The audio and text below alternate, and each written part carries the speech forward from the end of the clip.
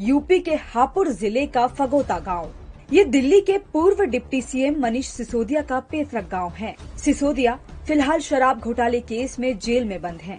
इस मामले में सीबीआई और ईडी ने गांव में भी छापेमारी की थी। जब हम यहां पहुंचे तो हमारी मुलाकात मनीष सिसोदिया के चचेरे भाई से हुई। उन्होंने गांव में मनीष की प्रॉपर्टी से जुड़ी कई बातें बताई। जब उनकी जांच हुई, ईडी वाले भी आए, सीबीआई वाले भी आए, ये सब लोग यहाँ आए। इन्होंने पता किया, मुझसे भी और भी गांव के बहुत सारे लोगों से पूछा। इन्होंने 1 सेंटीमीटर भी जमीन, कोई प्रॉपर्टी किसी तरह की ना गांव में खरीदी और ना अब है। इनके पास जो संपत्ति है वो दादा लाई है। कोई 15 बीघे जमीन है, जिसमें ये 3 भाई। गांव में एक मंदिर के निर्माण को लेकर मनीष पर सवाल उठ रहे हैं। हमने उसे लेकर भी नरेंद्र से सवाल किया।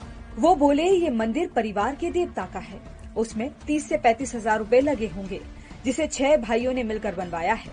सच तो ये है कि मनीष ने सिर्फ प्रसाद बांटा था। एक किस्सा साझा करते हुए नरेंद्र कहते हैं कि गांव के एक व्यक्ति ने उसी मंदिर के लिए मनीष से चंदा मांगा था, लेकिन मनीष ने उसके लिए भी मना कर दिया और ये और कह दिया लोगों से कि सुनो कि हाँ तुम रात को इतने पीते हो, गांव में लोग शराब पीते हैं, इनसे कहो कि ये 1 दिन की शराब बंद कर दें और इसे चावल में लगा दें। 1 रुपया नहीं दिया था इन्होंने।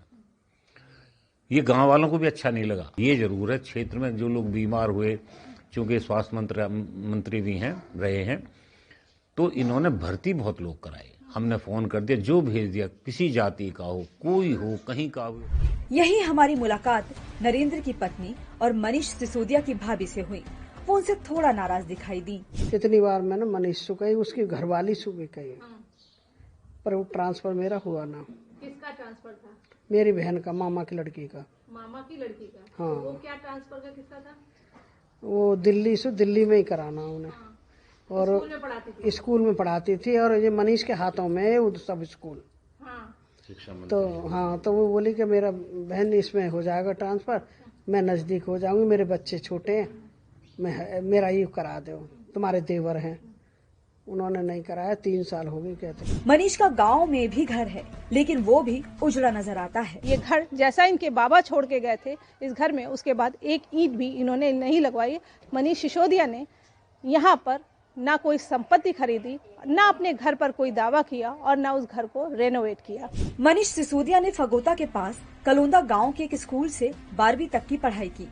कॉलेज के प्रिंसिपल अरविंद कहते हैं कि वो एक अच्छे व्यक्ति हैं, लेकिन कभी किसी की सिफारिश नहीं की। कुछ चीजें ऐसी होती हैं, जो पॉलिटिक्स में आदमी पहुंच जाता है तो हमें लगता है कि अपने रिश्तेदार को नौकरी लगवा दें, किसी और को लगवा दें।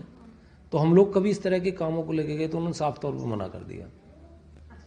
हम गए उन चीजों को लेकर कि सर कोई जेन्युइन काम हो तो बताइए सर, मैं सिफारिश नहीं कर सकता इस चीज को। ये इतना कहना एक पॉलिटिकल आदमी के लिए, मैं समझता हूँ वही कर सकता है जो जेन्युइन है। अब मैम इस चीज को लेकर पूरे क्षेत्र में नाराजगी है। इस चीज को ये अब या तो उनकी जेन्युइनिटी मान लीजिए, ईमानदारी मान लीजिए, या जो भी है, क्षेत्र के लोगों के काम नहीं किए उन्होंने। बल्कि एक बार मुझे यहाँ जब कॉलेज में आए थे, मगर सर कुछ कॉलेज के लिए करवाइए, आप थोड़ा प्रयास कीजिए। तो बोले सर दिल्ली की जनता ने मुझे चुना है, अभी तो मैं उन्हीं की सेवा कर रहा हूँ। इन सारी बातों का लबोलुआब केवल इतना निकला कि गांव में जो संपत्ति उनके बाबा ने बनाई थी, आज तक वही संपत्ति है। उससे 1 इंच, उनके भाई का कहना है कि उससे 1 सेंटीमीटर ज्यादा जमीन उन्होंने अब तक नहीं बनाई है। संध्या द्विवेदी, दैनिक भास्कर, हापुड़।